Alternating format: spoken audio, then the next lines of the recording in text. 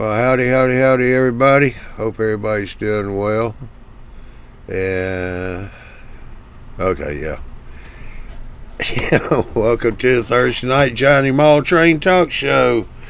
Yeah, sorry about having to cancel Who Is Big Bill Talking To for last night, but yeah, we couldn't get the guest in because of work schedule and all. So, but we are going to do a show next week, and it's going to be on July the 24th. It'll be Who's Big Bill Talking To.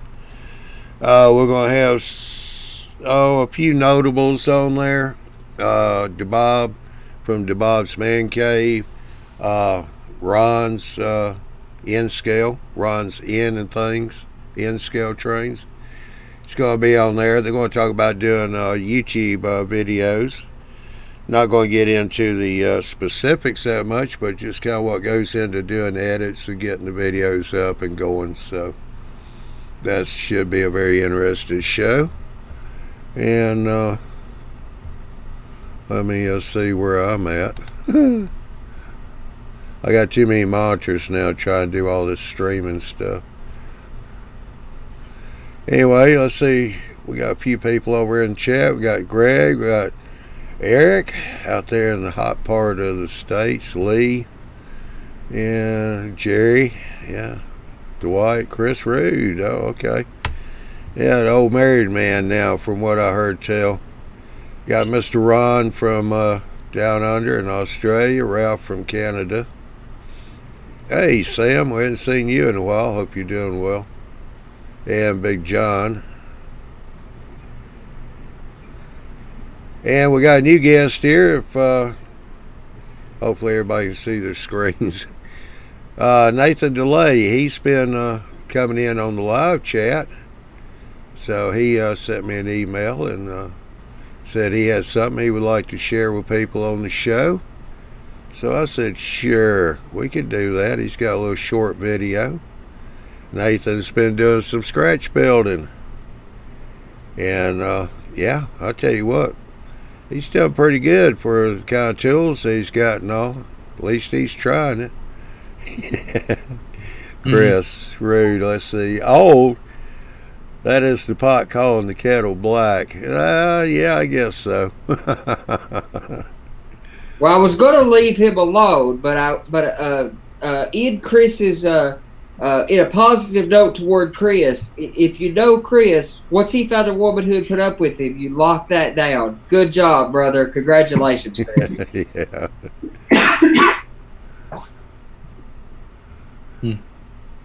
Yeah, he's locked down for sure now. Well, that's what I did too. Once I found one who would put up with me, I got a contract. Yeah. He did well. Chris has got a really good one. So. Yeah, Lloyd. Greg said that lumberyard's looking super. It is, Lloyd. And we got Central Jersey Conrail and N-Scale. I need Bill here. Let him read that. Hey, Joe, how you doing?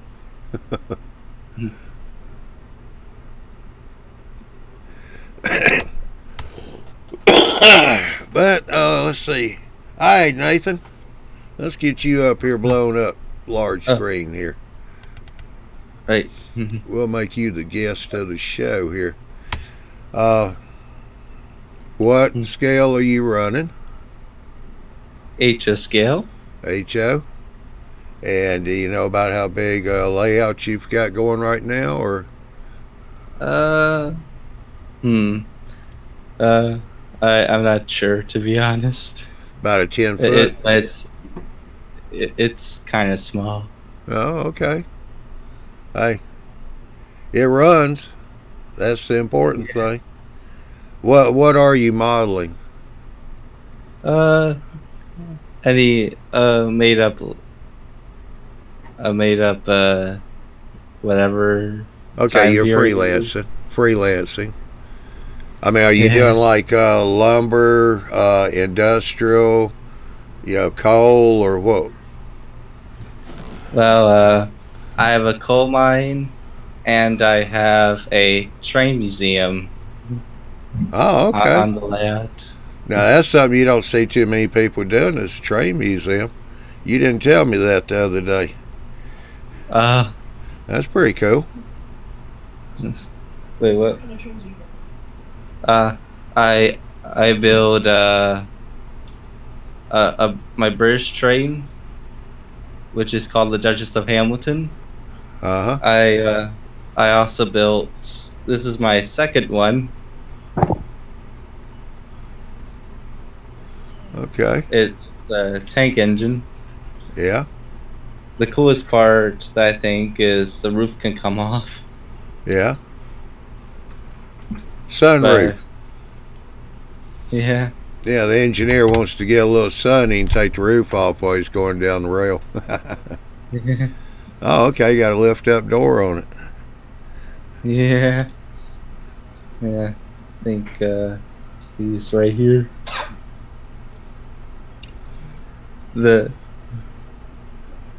I have this narrow gauge locomotive that's actually end scale, but the reason why I built it was because I have this coal mine for the. I thought if there could be a coal mine, it would make sense to take the coal all the way to the standard locomotives. Yeah. And Okay. take wherever it needs to go, basically. Yeah, we'll be seeing the video on that particular one in a minute, won't we? This is from the engine where it came from, and I basically took off these trucks to make the coaling wagons. Yeah. Okay. Uh,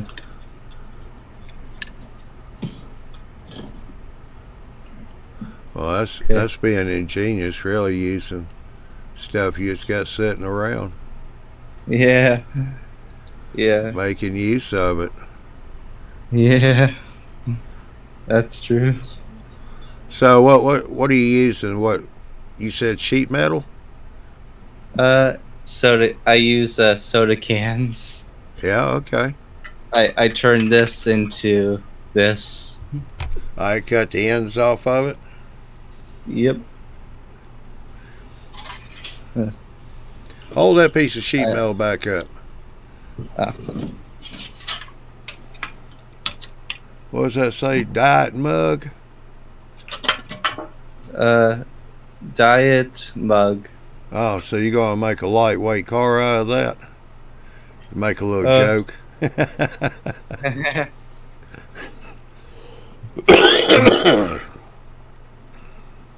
Well, Yeah. you want to go ahead and show your video, or? Before that, I was thinking of kind of this to show Okay, go ahead. how to do it, and then I'll show the video. All right. So you basically have to use these types of metal cutters.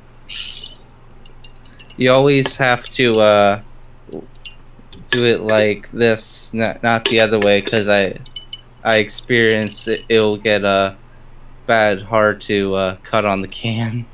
So you have to do this and simply just turn it until it comes off. Yeah. All You right. can throw that out. And then same thing like this.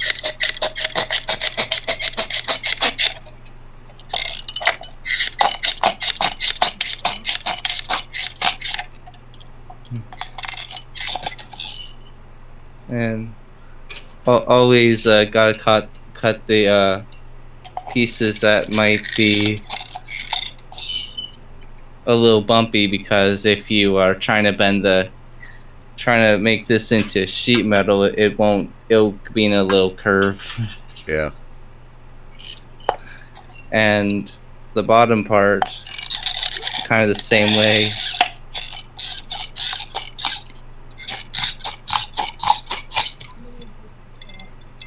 I I cut up lots of cans,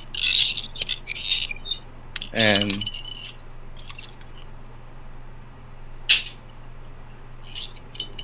so I used different types of tools in the past, but this one works for me. Yeah.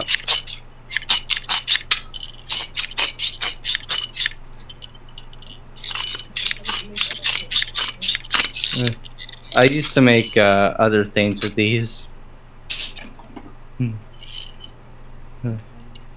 I used to make airplanes, shark.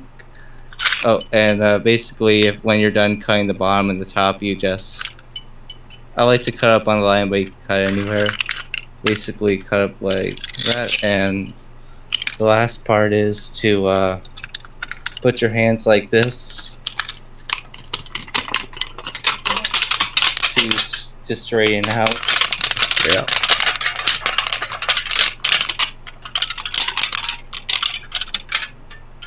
And there's your sheet metal to use any way you want to use it. There you go. Perfectly good sheet metal too. Make some good stuff with that. Yeah. All right, I got something I'm going to show you, but I'm going to show it to you after you show your video. That'll help you. That'll help you out with that sheet metal, okay? Sounds good. All right.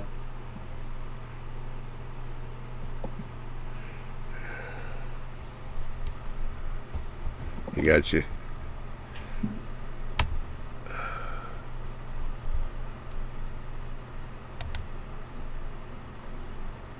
Let's see.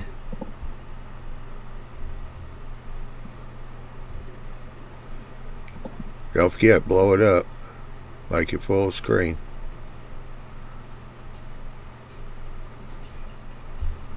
There you go. Yeah. There we go.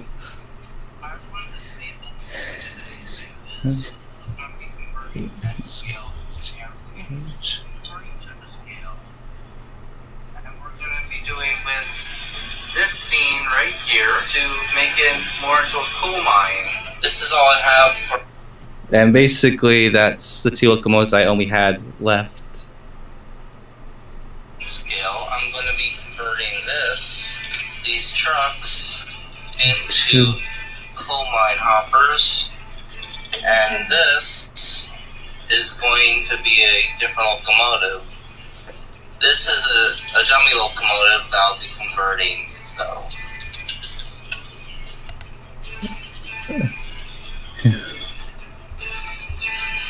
And basically, I lined it up, and I basically line up the trucks, and then I have to use a Sharpie to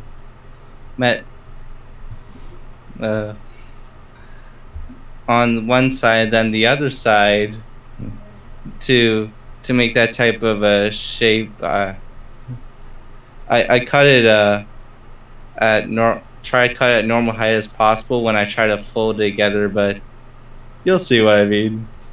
Okay.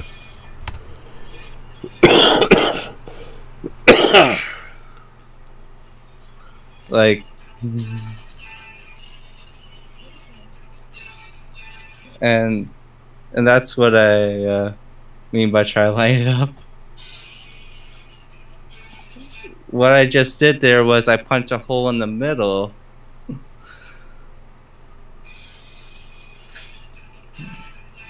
And that's me trying to line it up with the right height.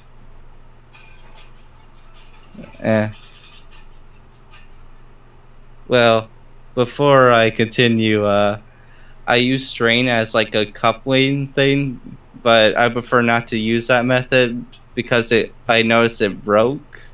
So I use a wire very thin wire to make the coupler permanently to the locomotive and the thing.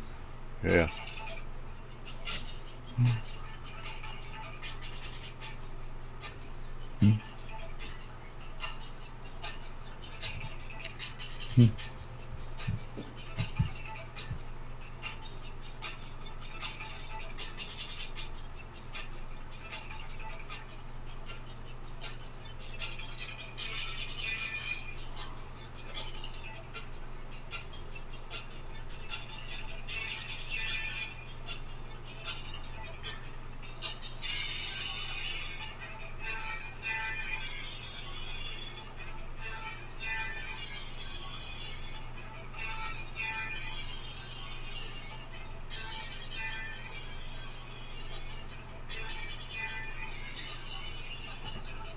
And that is to hold.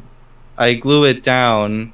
I use this glue, which is Loctite. I prefer this glue. But if you want to get the glue, I prefer not going to Michael's, but going to Lowe's, because what I noticed with the Michael's store, when you go there, it's a little high than the one at a little expensive than the Lowe's kind. Yeah, yeah. This is the first time I'm going to run this ever for the first time. This is just a test. I'm testing to see if that system works.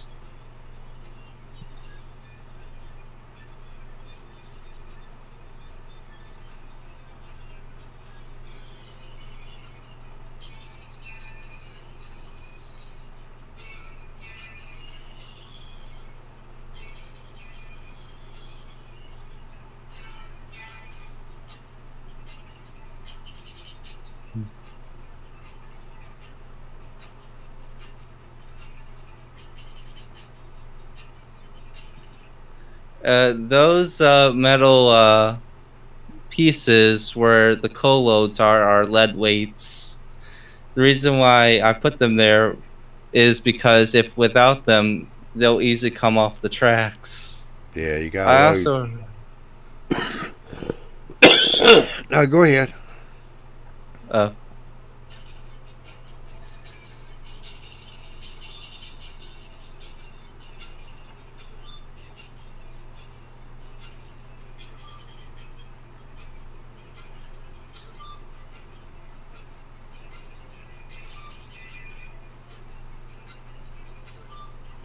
That's It was a little tricky with the coal cars because they always kept derailing, and if you don't put much weight in them, then they'll easily come off the tracks. This little little piece here I made is sort of this person right here. It's gonna fit inside. The whole thing's gonna get painted once this is almost dried, and then these two are gonna be filled up with coal to cover up the weights. I'm gonna be using these paints right here. Just no primer, no nothing.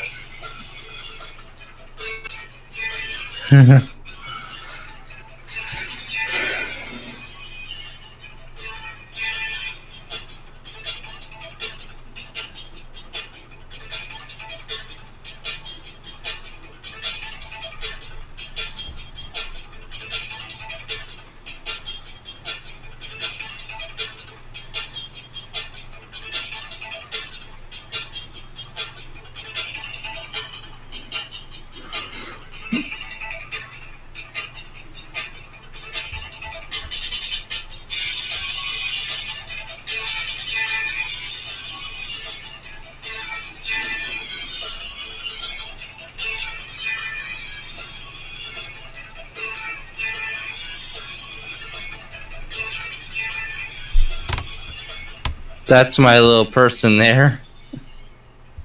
Engineer. Yeah.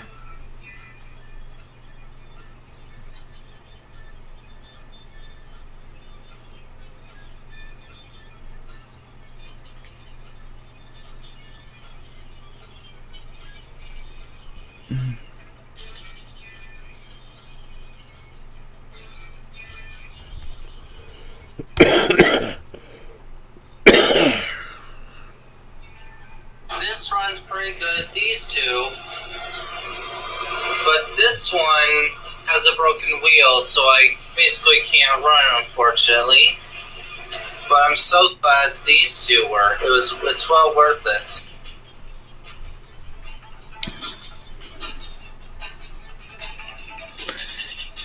The way how I make the coal smaller is I get grocery bags, which is not the preferred because they easily break, and I hammer it and that's what makes those chunks. I hope you like this week's video. Yeah. There's more videos on the way. Part 2 will be making the coal mine itself, of the tunnel and everything. But so far, I like this new model I made, and See you later for the next video.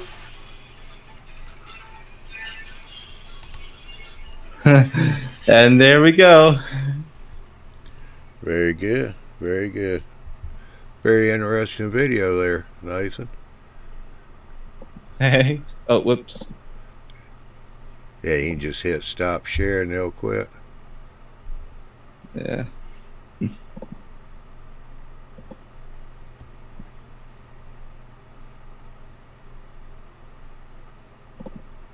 There you go. There we go. Yeah, well, I was going to show you. Andrew here in the chat also has a tip for you when you're cutting your pop cans or soda cans. Those 10 snips that you're using. Yeah. Don't squeeze it. Don't cut it all the way the full length of the jaw. You want to stop short. Then move forward and cut some more. Because that way you don't leave that burr. It won't leave a burr. If you clamp down all the way and cut to the very end of the cutter, it tends to make a little burr on the metal. Ah. I got something else I want to show you here too. When you go to bend your metal, make it easy for you. This is 2 blocks that I use. Oh, it is just 2 blocks of wood. I'm using 1 bias because they got a good sharp corner on them. Okay? But you can take that sheet metal that you got, just open it up a little bit, stick it in here, make your line on the metal where you want to bend it. Put it in here, line the edge of the line right here, close it up. Now I have a vise, but you can go to Lowe's, Home Depot. They've got what they call the spring hand clamps. Okay? Get you one of those. And all you got to do is clamp it. Once you get the metal down here in the middle, then you just fold it over. Take a hammer, just tap it a little bit, and that'll make you a good square corner. Because when you bend with your hand, you can't get it square, sharp corner. It's always going to be a little rounded. Which, if you're looking for a rounded look, that works great. But if you want it to be good and square, then put it between 2 pieces of wood and just fold it over. Or you can just take and hold it up here and then fold it over this edge here. Yeah, and then run your fingers up and down the corner, and that'll square it off for you. Another thing you can do is they have those tile breaks. They're basically a set of pliers, but they have a real wide jaw to them. It's where that after you score the ceramic tile, you hold it at that line and then you break it. But that works really good as a sheet metal form also. Same thing as Johnny just did with the blocks of wood. Yeah. Sheet metal brake. They make handheld sheet metal brakes also. It's just they look exactly like the ones for tile. Yeah. Okay. Yeah, we call those duck bill pliers. Gotta look like a duck's bill. They're mainly for guys doing like soffit work and stuff like that. Metal trim work around windows. You can pick up a set of those at Harbor Freight for fairly cheap also. Yeah. Yeah. Well, thank you, Nathan, for showing us the video and how you're doing that. Glad to see your scratch building. You're welcome. You'll have to watch Ralph's videos, see how to weather that up. Suppose I do. Yeah, I missed your video. I'll have to go back and watch it later. Just don't use pan pastels.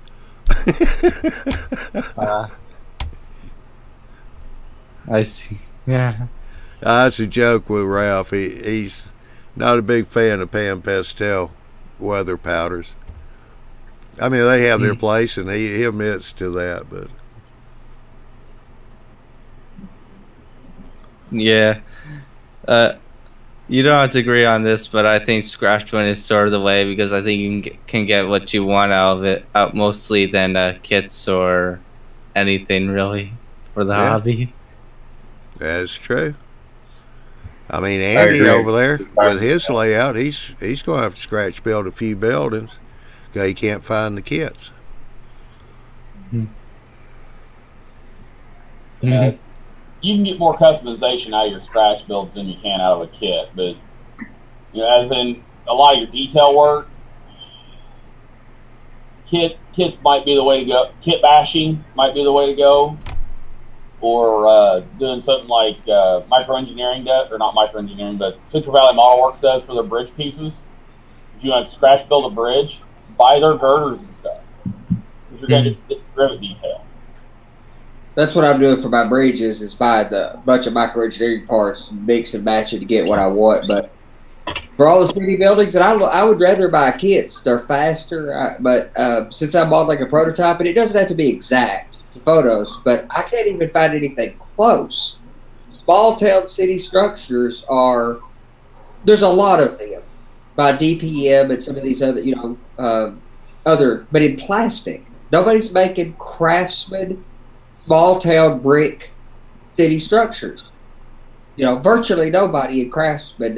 Monster Model Works that's what I wanted to use, and I go to order them, and the website's down. He's selling me.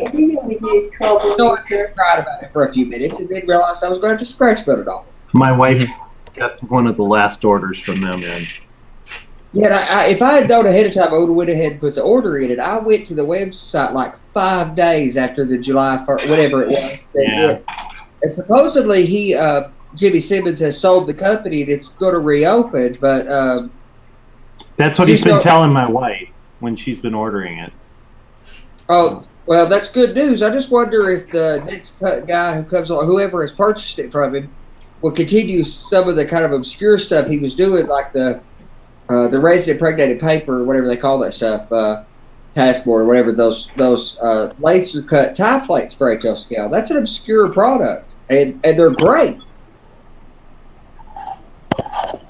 We'll see. We'll see what happens. I can't wait till they reopen back up. Or Nick Masney, who does Imagine That Laser Art, we interviewed him once on the Imagine That Laser Art, and we interviewed him once on the Fine Scale Show. He's a spectacular fella. And he's got some of this stuff, but again, most of it is more of the industries. And there's a lot of companies making industries and fine scale down to just polystyrene kits for rail side industries. That's great, but a lot of what we need on our layouts, especially if you model the transition era as I do, is these small 2 and 3 floor brick city structures, and they're just sorely lacking. Yeah, I got a comment here from Dwight, North Star Railroad. He said, I always admire people that can innovate. And Central Jersey Conrail in N scale, that's Joe. He said, good job, Nathan. Thanks, Joe. Absolutely. An aluminum can to a locomotive, the value that you turned a half a cent aluminum can into is work. So Nathan, is that HO 2.5 inch? You said it was narrow gauge. It's N scale. Well, N scale, but if you made it as an HO, it would be like 2.5 inch. So it'd be an HON 30 scale. I model an HON 3 or narrow gauge HO. So. I think the regular HL like this one. Well, we're getting all kinds of kids in here tonight. Sam and Andy joined us. Yeah. Hello. Hi. Hey, Sam. How y'all doing? Next bridge. Doing pretty good. Not bad for a hot summer. That looks pretty cool. It's pretty cool here in Minnesota. It's only 67 right now. Yeah. It's 80 in my training room right now. It is like 70 in mine. Yeah, yours is downstairs. Mine's in an attic. That makes it rough. Yeah. You know what you need, Wayman? You need some skylights in that attic so you can open them up. get the heat out. Well, I need to get some exhaust vents put in. The only problem with the basement that's where I live, the basement's really low on my size, where you can actually bump your head accidentally. Yeah. The only way you can stand normal is be in between the beams. Mine's a wet basement, so I wasn't even gonna try. So. Yeah, I got all these pipes and plumbing here, so if something explodes, that's kind of a problem. Put a drop ceiling in.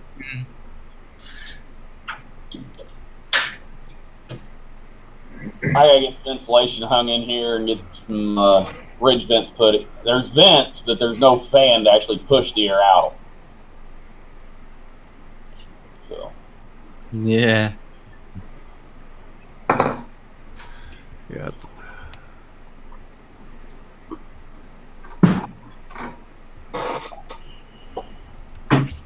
We got 3, 6. Well, this is my latest project, is the rail yard here that I've been doing out of Fast Tracks. So It looks complicated. My latest project that I'm doing is if you see my first video of the what's called the Duchess of Hamilton, I'm basically building the coaches, which means passenger cars for it. I'm making 8 of them. What are you making them out of? Aluminum too, or?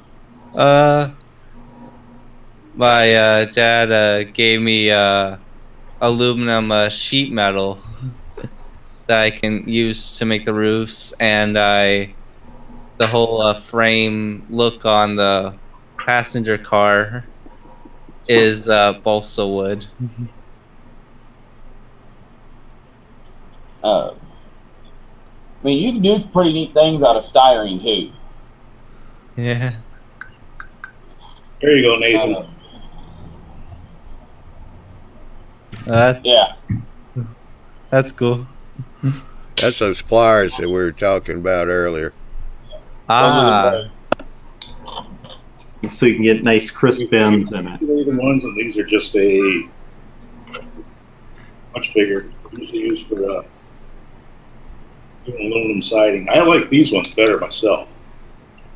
I use these ones. I also cut strips of styrene with them because I can go right to the edge after I score it, set it in there, and I can just snap it nice and clean. What are those types of pliers called again? They're handheld brake. I think they call them hand primers. We call them what? You can find them at Home Depot, Lowe's. They're available. Usually over in the aluminum siding. Aluminum siding or the ceramic tile. Yeah, if you go into Lowe's, yeah, you can just describe what it is you're looking for, and they'll take you right to it. And I've got a set that's used for tile, but they're about 2.5, maybe 3 inches wide at the end. Those you've got, Andy, are probably 7 or 8, 6 to 8 inches wide. That'd be a lot more useful.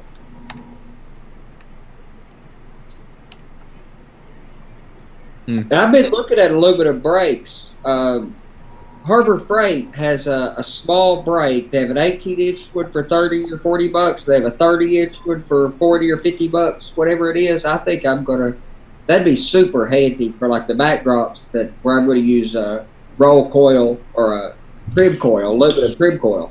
I'm gonna buy one of those brakes soon.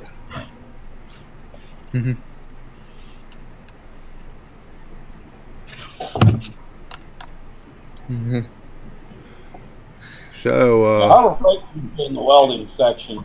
Yeah.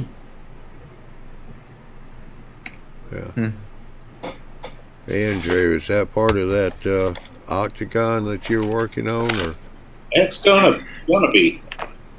This is gonna be 6-lane interstate underpass. Okay. I mean, it looks like it's huge, but if you figure it all out, by the time you typical lane is 12 feet wide. You got 6 of them. That's 72. Plus you got the shoulders, roughly 40 feet for shoulders. So, and then since I'm dropping 3 inches, I'm going to figure for about a 45 degree. Actually, maybe less, but I'm figuring right now for 45 degree minimum for slope bank shoulder or for the bank. It all works out, so it's going to be pretty close. I might come in a little bit more, but just to lay out my lay everything out. That's how it works out. So yeah, wow, that's talking about using microengineering bridges. So this is going to be making use of microengineering bridges. The other thing I'm thinking of doing is Rick's products, the highway bridge. So what I'm going to have to do right here is that right at the middle, since it's 26 inches now, 2 inches either side. So, Sam, cool. What's your layout representing? No representation. I just model. That's Sam. It's I used to model Rio Grande, but then I got involved with a big old bridge that's way on the other end of the country. Mm-hmm. Now I'm trying this out. And after that, it's going to be the octagon. Mm-hmm. Yeah, I used to model the Ready Northern, but then I got tired, so that's why I went to freelance. There's your Flashing bender. I thought they might have been called hand seamers. No, I wasn't sure. Where's that at? I think it depends on where you buy them from, on what they call them. Because here they've got the extra jaws. Make your job a whole lot easier. Hmm. You also know that there, when it comes to those tin snips, there are lefts, rights, and straights. Mm-hmm. Yep. Did you know that? Wait, what? When it comes to those tin snips, there is a left, a right, and a straight. I did not know that. All right. I learned this a long time ago from a, let's see if I got it.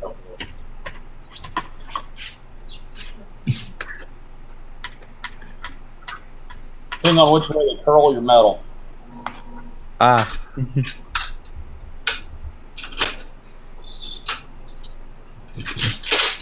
Yeah, one's made for cutting in the right hand direction, then the left hand, and then a straight line.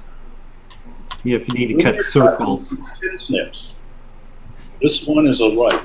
Okay, so when you're cutting, you're going to lay it right down. And you're going to work your way around this way. So this would be a right, I believe, that right hand cut. Now here is a left hand cut. You find that lays down all the way to the left, and then you come around. So if you don't close it all the way, you eliminate that burr, and you can also, by just laying it right down about as far as it can go, you're going to get a very tight curve.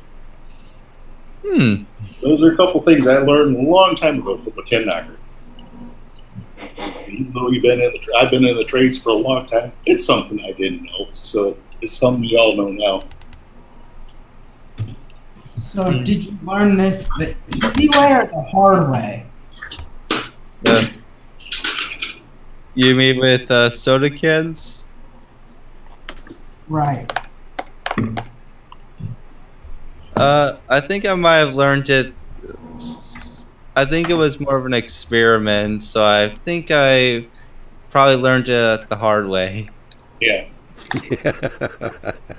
How I A learned lot of that. Hey, that's a good one, Nathan. Next time somebody say, "How did you learn that?" I'll just say I learned it the hard way instead of saying I made a mistake. Yeah. That's the same thing, Johnny. It doesn't matter. The hard way means make a mistake. Yeah. I think us auto railroaders tend to learn most things the hard way. About every lesson I learned tends to cost me about a week or two of my life experimenting with something about a dozen ways until I can find something I'm half satisfied with. And I don't know that I ever get anything right. I eventually just give up on it.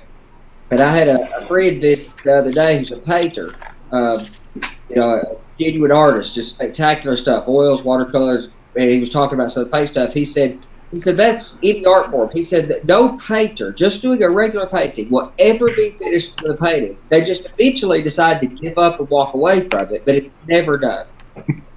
Yeah. Yeah. Yeah, when I think of scratch paint, even though it might be so difficult to do, I think let's do it anyway because it'll be worth it at the end. Oh, yeah. Well, then the materials or I something. like that attitude, Nathan. I like that. You know, Edison made literally over 1,000 mistakes before he came upon the electric light bulb. Yeah, but he never said he made mistakes. He said he found 1,001 ways not to make a light bulb. Mm-hmm. He's done it positive. He's an artist. But a mistake is still a mistake, and he got up every morning. Yeah. Yeah. And finally that came true. Amen. Yeah. Now we have to deal with these things, which is like 2 bars of light on my screen. Those, That's what that is. Tilt your screen down just a little bit. it's called a lens flare. Or Well, Michael Bay loves them. mine is That's right. I have a Surface, so it can't really tilt down. Oh. Right. Yeah, you got that little hinge. I've got a Surface too. That little hinge back there is.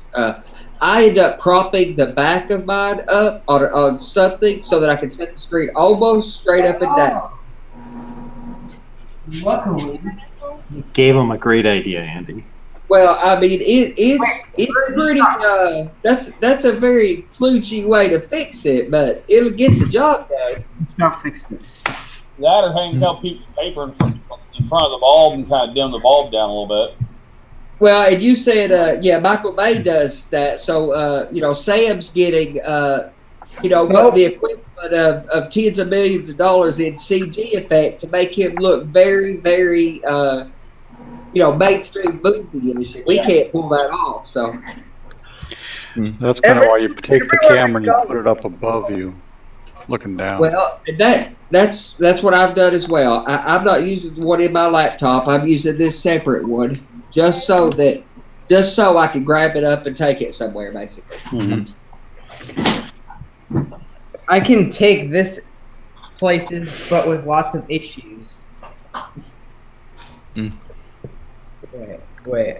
There we go. I did a thing, and it worked. You moved out of the light. Well, I'll tell you what, before we get too far to the end here, Lloyd, you still there?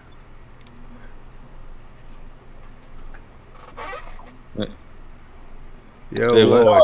Sure, I am. Let me get you What up can I do here. for you, Johnny? Yeah, you been working on the lumber yard? Seems like forever. Yeah. It can't be that long. You've been working on that a couple months, haven't you, Lloyd? Pardon? You've been working on that a couple months, haven't you? Yeah. Well, definitely taking Well, shape and really looking good.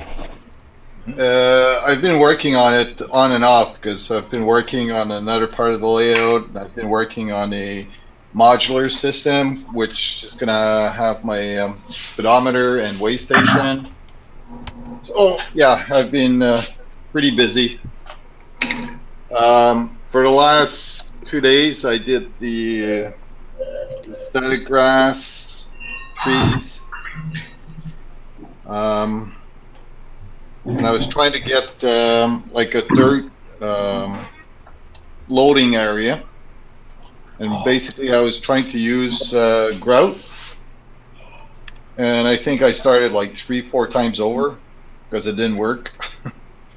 I tried. Well, and most people who use grout, like Luke Talon, he mixes dirt and grout together. Now, like me and you talked about on a regular hangout, grout works really good for me when I'm recreating gravel. But if you want something as fine as dirt, a little dirt and a little grout together probably will smooth that out a little.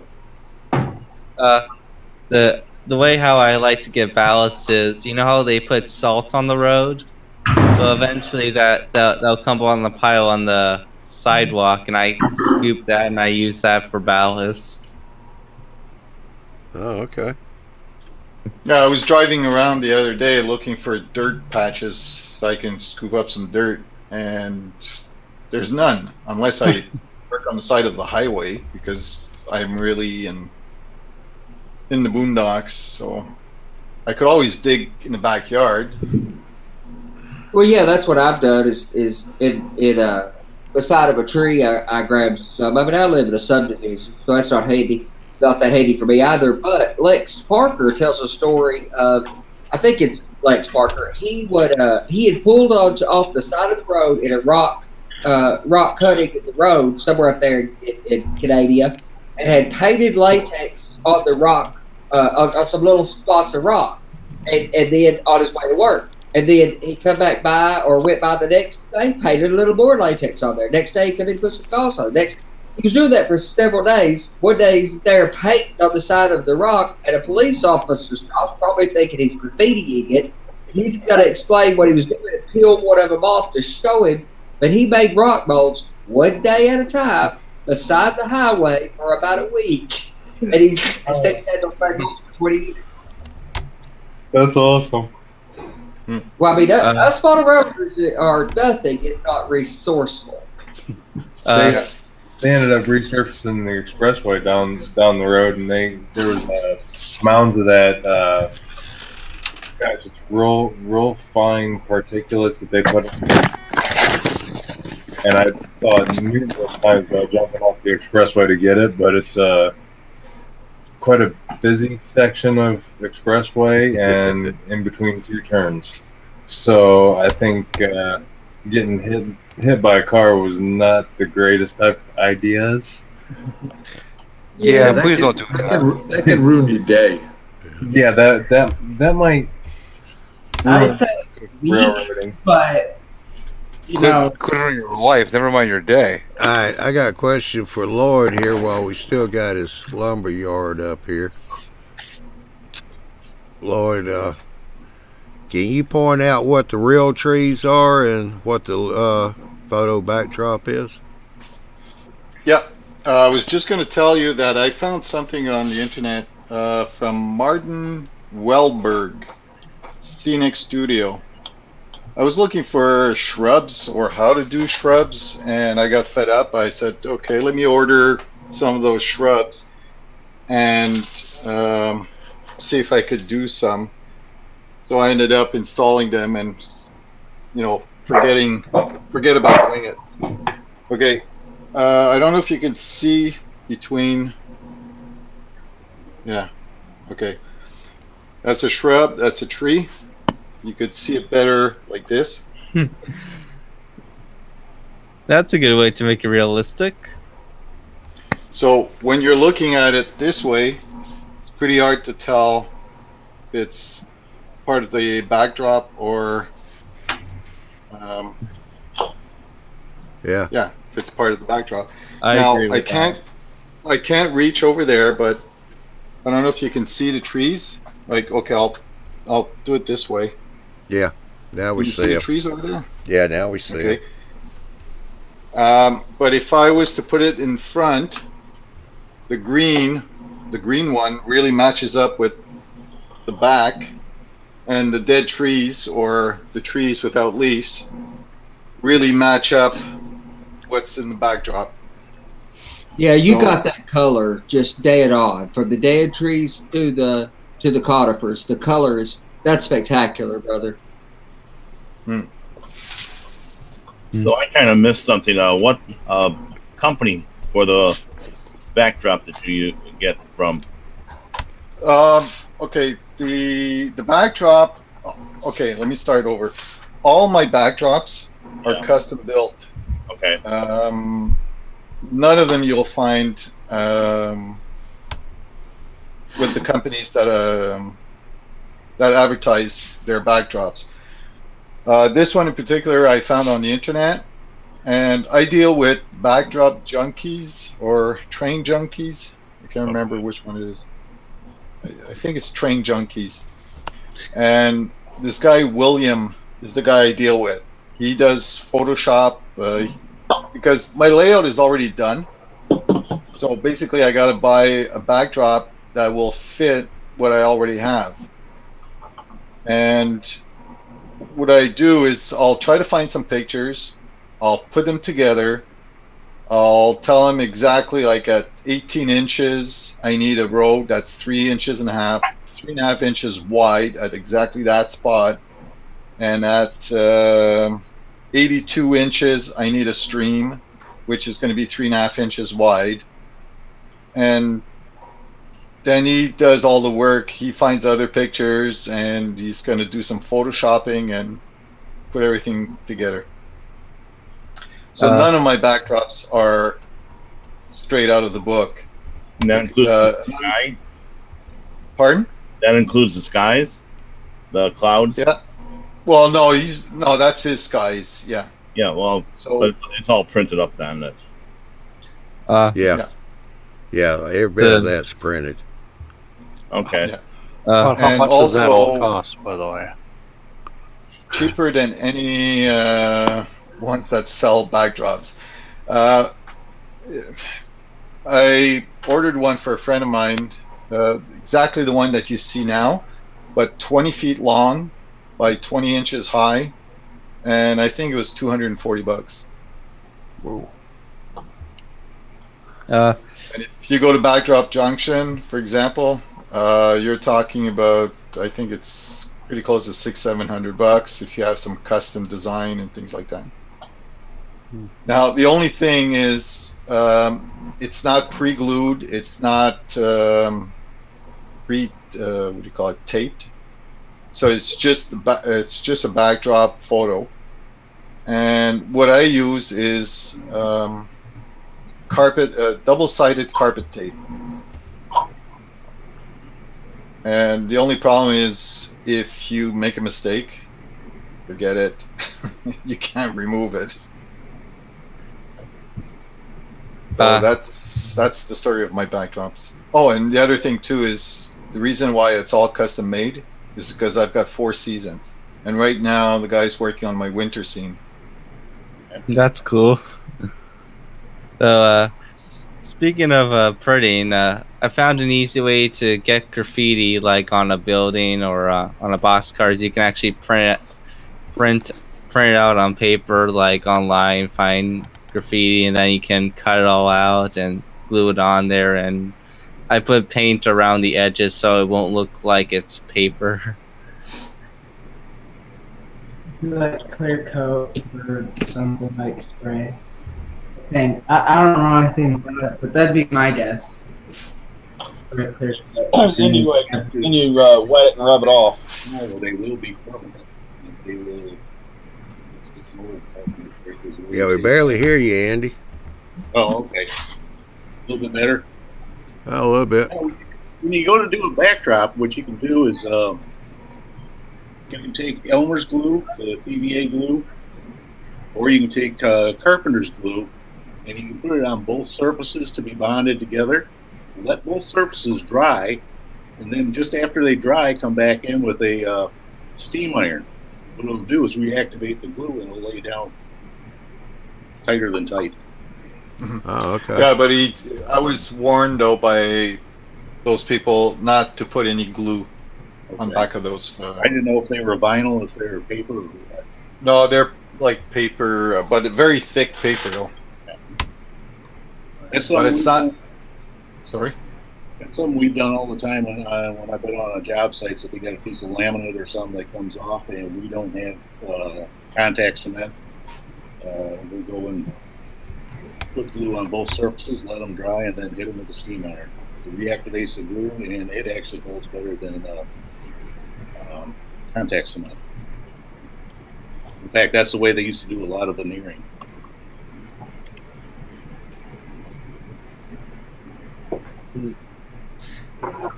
Well, guys, I'm gonna call it a night.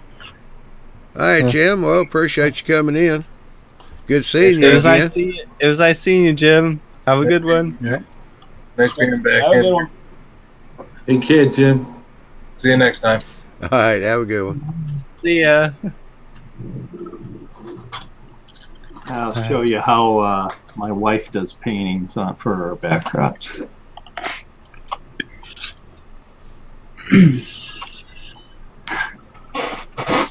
Wow, that's amazing.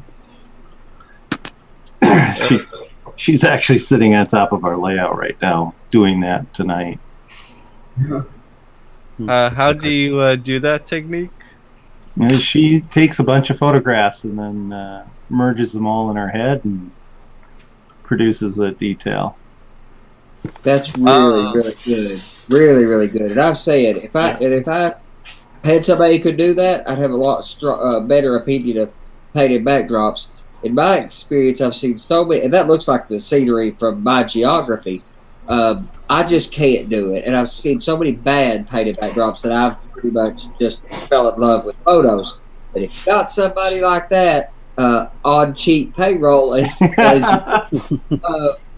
that's gorgeous, brother. Yeah, Really. that's water down there in the front. She painted a reflection, right? Yeah, this is all water from a stream down in here. Yeah. Boy, does that look awesome. That'll be the hillside coming up from his terrain. Yeah. I'd imagine. Yeah, this is. You can see the layout. Yeah, Rod's Trades and Things commented, said, "There you go." Ralph said he's backing him up because me and Ralph have argued photo versus painted backdrops, quite extensively among the many other things we enjoy arguing about. I'm such a big fan of photo backdrops, but that does argue his point. If you've got somebody who can do it, just most of us can't do that. Well, I mean, this is not instant gratification either. I mean, she's taken maybe 4 weeks to do this section here. So I mean, it's not every night, but she tries to get down there and paint that. Wow, that is a big commitment. It's stellar, and how custom and original, and yeah. Is that, Greg? Is that painted on the wall itself, or had you erected something in the back? Let me see if I got a better view. That's the entire wall back here. Oh, so you painted the wall. So she went through and she painted the clouds in first, and then she's come back and now painting on top of it. She's right here where she's working. She's blocked it in, and then she goes back in and then runs more color on top of it and puts all the detail in. I don't mean to be a downer, but is that permanent on the wall when you have to take your layout out? Well, hopefully we're not taking it out for a long time. Gotcha. This is our dedicated train room, and it's all the ceiling is curved down, so it goes right up to the ceiling, and then all the corners are curved. You can kind of see the curved corner here. This actually looks straight, but it's actually going into a curve. So it's a cyclorama. Yeah, exactly. It's a cyclorama, like Miles Hale has that as well. And actually, this is from Miles' stuff. We watched his videos from his series there, and that's where we started from.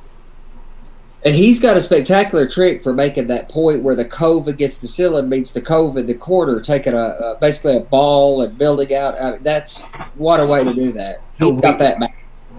We tried it the way he did it, and we could not get it to work. So what we ended up using was the plaster impregnated cloths and using that on top of the ball. Oh, okay. But it's not only the ball that you got to get the right diameter of ball so it fits into that spot just right, so you can make that gas. Absolutely. Or you've got to have the ball, and you've got to build your coves to match that radius as well. I thought about that myself. So, I also seen a YouTube video where someone was showing off someone's layout, and what I noticed, one of the cool backdrop scenes is where he has a mirror, and you could see like a town from far away, and it's actually like a reflection on that mirror, on that backdrop. I've seen mirrors are another one of those things. There's a lot of things in the hobby that I've seen. Mirrors, when done very, very well, are awesome. Just awesome. John Allen used mirrors famously, and he used them quite well. But if mirrors are not done really, really well, then they're awful. Just awful. If they're great, awful. But the moment they cease to be great, they're just terrible. Well, I put one on the straight-in track on the power plant where the coal cars get backed in. I can put 3 coal cars back there. And the mirror is positioned where you really aren't seeing the mirror until the train butts up against it. Then you see this long series of train that looks like it's a continuation, you know, more. Right. And that's the ones I've seen that really worked well, like a road curving around and curving back and a little under a bunch of trees and overpass where you can't get in a position where you can check your hair in it. You know, you can't get it to a position. It's one of those things that I've seen done horribly so many times that. Wow, that looks amazing. That's another one of her. That's the opposite side. That's the exact view I have out of my back window here. Yes, sir. Is that piece of track going to be a bridge? Where that's actually going through a tunnel right in there. Oh, cool.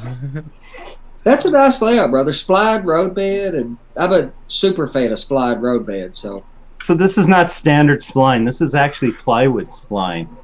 So I use 1/8 or quarter-inch melamine spline. And cut it into 7/8 inch widths, and then glued it all up. Yeah, and I'm not generally a fan of masonite, the way everybody does it with masonite or hardboard or MDF, basically. I'm not actually a big fan of that. It makes the roadbed so dense that noise propagates kind of bad on it. My personal preference is Homosote spline with the Homosote up, because you're getting the sub roadbed and the roadbed as a single component of 4 splines. That's how North Metro Model Railroad Club, the really, really large railroad club up Minneapolis, or up St. Paul, where in the Twin City. Northern Minneapolis. Coon Rapids, actually. Now, Greg, what scale is this again? This is HON3. Oh, yeah. And how large is this layout? The room is 20 by 20, roughly. Nice. And what is it that you're depicting in this, that you want to do in this layout? So this is going to be our kind of freelanced Silverton Durango RGS type layout, kind of taking the best of the narrow gauge and not being a purist, but merging all those ideas into stuff we like. We really like that area. My wife's kind of is an architect, and she actually did the layout design, and I do the electronics and the track and everything else. So it's a win-win for both of us. She loves building buildings and everything else. So it's going to be like a steam tube? Yeah, it's going to be all steam. Right. So there'll be 0 diesels in there? Well, there might be a diesel in there. That's the switch ladder that I showed earlier that I made. That's sweet. Are you hand laying all the track, or no? I'm doing all the switches. But all the track is microengineering Cold 70. Oh, okay. Oh yeah, hand laying track. That's for crazy people. Well, if you look at you and Troy. My mistake. If you look at one of my videos of Joel's layout, all the track he does is totally hand laid, every tie. And spike. I'm actually getting this ready for the this year's 2018 narrow gauge convention that's going to be here in Minneapolis. So if you come up to that, you can come see it. What is that? Where do you live, Greg? I'm living just south of Minneapolis, here in Minnesota. Oh, okay. So the narrow gauge convention is going to be here this year. Right. When is that convention? I think it's September 5th. Man. I think. I should know because I'm helping putting it on. Yeah, that would. Well, I'm doing the audio visual stuff for them, but I can't find the card right in front of me, so I'm going from memory. So. Now, is this a continuous loop, or does it? Are you going to do operations, or? Is it is a continuous loop. There's actually two loops. The loop that you're looking at right here, this is kind of the logging loop, and then the one down below is the mainline loop. So I have a kind of a two section or two different loops going in with a small interchange back here by the glue bottle around the corner.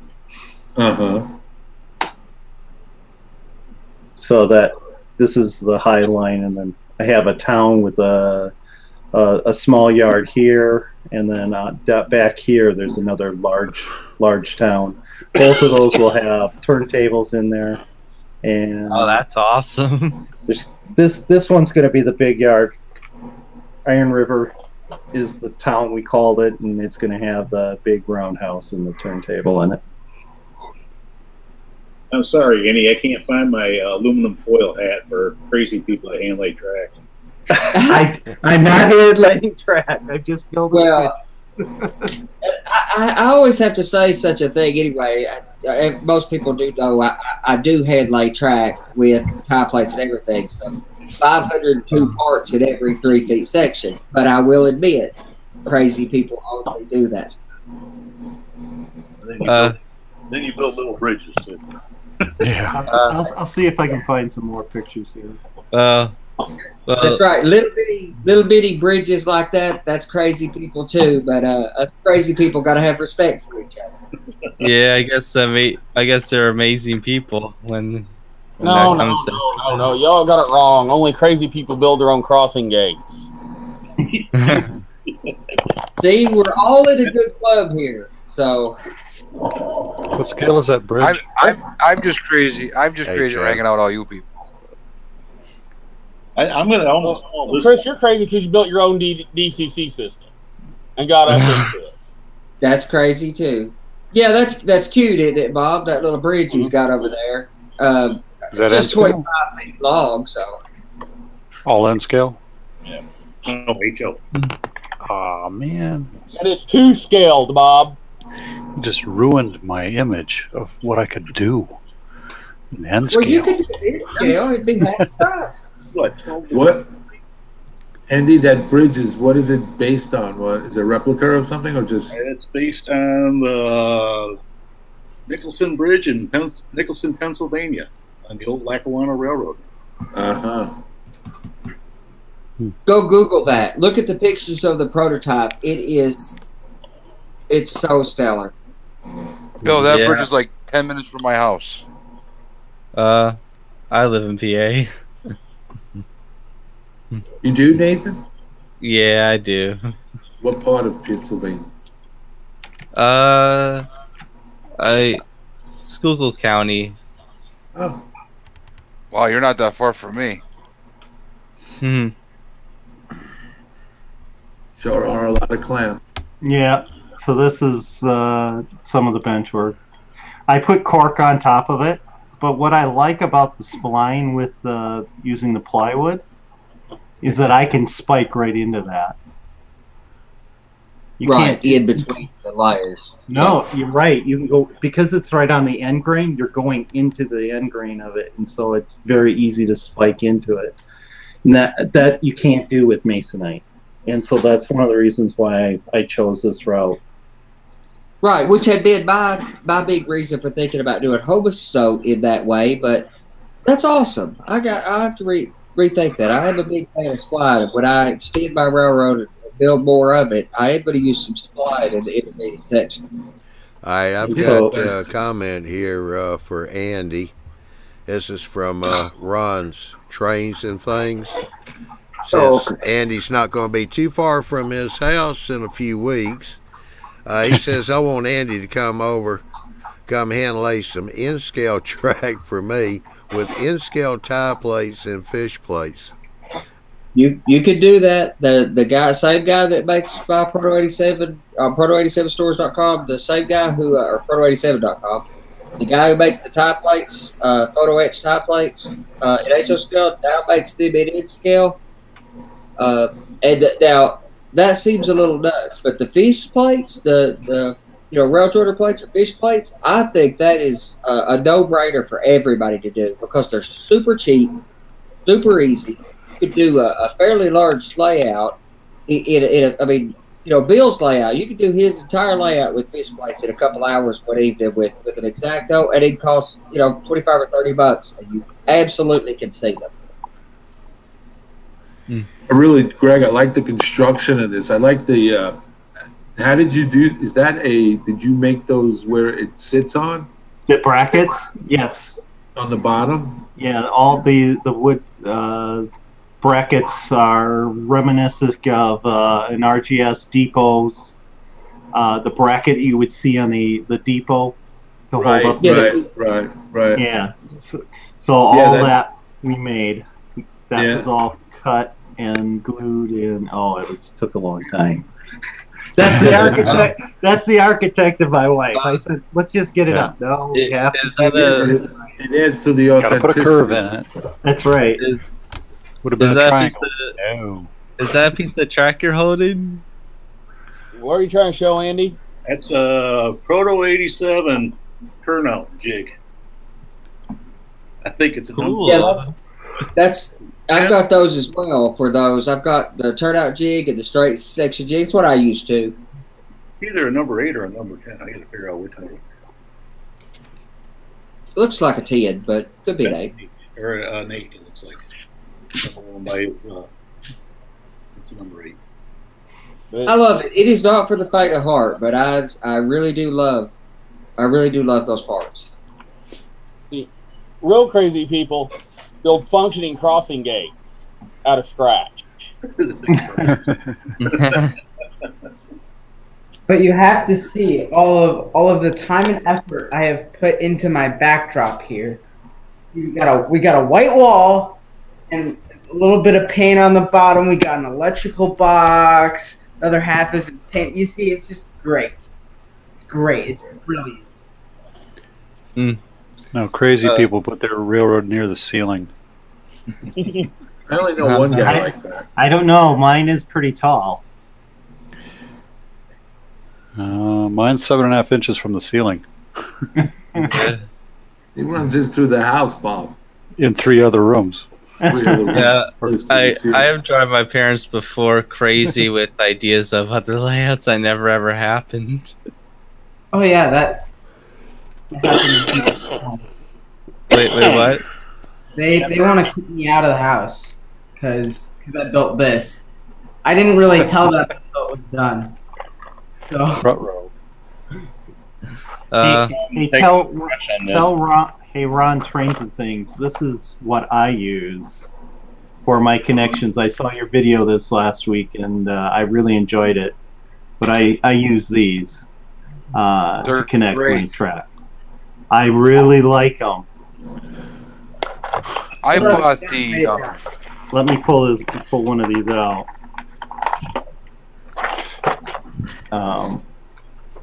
This one is a five wire one, but basically it's just a lever,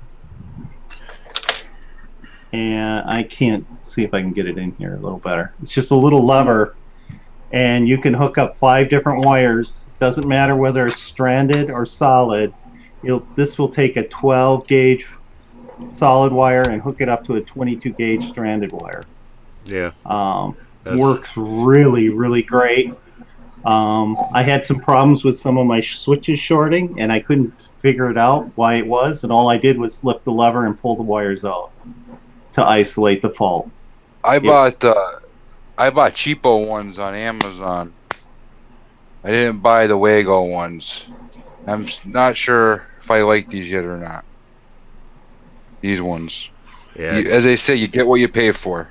Jim in Michigan, he's one that was using those and turned us on to those a couple of years ago. Yeah, Miles brought it up too on one of his videos too. Yeah, they're pretty popular. What's nice about these is, like Miles said too, is if you're doing your feeders right off your bus. Yeah. You just cut your bus, feed it into one of these. Let the bus continue and just tap your feeder into it and keep going. Then that way you don't have permanent. If something happens to the connector or the wire, just pop it out and do what you got to do and pop it back in. You're back off and running. Exactly right. Well, I'll tell you what, we done hit the hour 17 mark, so. I want to say thank you, Nathan, for coming in, showing us your video, showing us what you're doing. That's good work. Thanks. You're welcome. Hope we helped you out a little bit on some tools that you can use to help bend your metal with.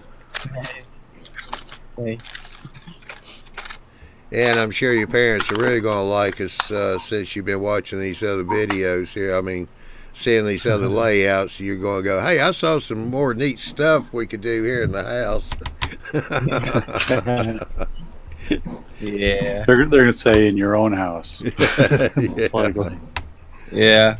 Sometimes I like to be big like the place called Northlands. Yeah. Yeah, I think we all would like to have a layout like that. Oh, yeah. Yeah. I kind of thought about the same thing in the rest of my house. Because there's going to be bridges everywhere. So it's going to be... There's nothing wrong with bridges. Yeah. I would do like a triple decker layout. So it'd be like 3 and it just like keep everywhere. And then, yeah. 3? That's all? I'm doing 4.5 plus the staging deck, so. Well, I have like 4 feet of room here before I hit the ceiling. And even that's less. what I do. My top deck, I've been prototyping it, and I've got all the brackets up everywhere for it, but the top deck, as it hits the wall over there, is 11 inches from the ceiling. So it's 7 feet 1 inch. And this is coming from a guy who struggles to be 5'6". So, but I'm sloping the ceiling from the tractor, so you look up at it. But the prototype was like that. I grew up riding that road, and the track work was, a couple, 300-400 yards up the side of the mountain. So I grew up watching NW locomotives pull across those big tall bridges, way up above the highway, hundreds of feet above the highway. So, All right, well, we're going to wind this one up.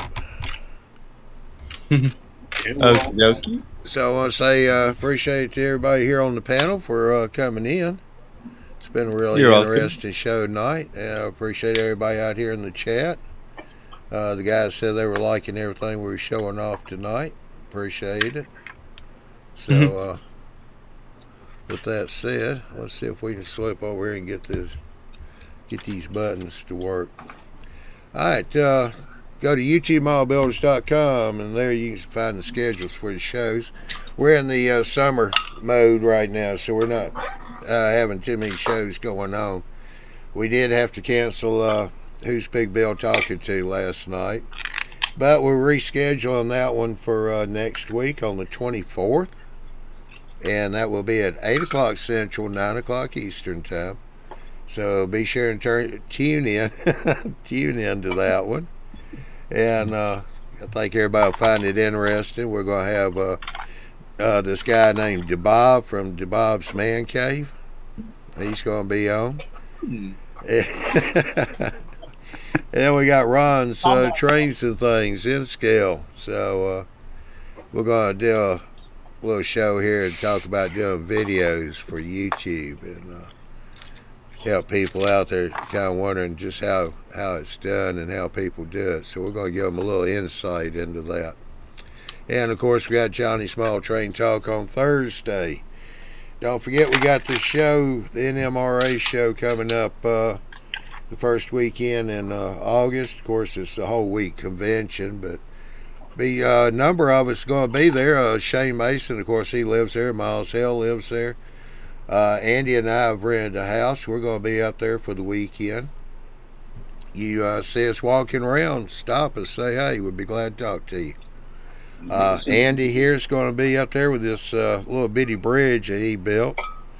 He's bringing it up, so that's going to be first-hand look at that bad boy. And yeah, we're going to have a number of people there. Lots to do, a lot of layouts to go see. They have a lot of open houses going on all through the week. So, all right, we appreciate it, and we shall see y'all next week on the 24th. So be good, have a good weekend, and goodbye.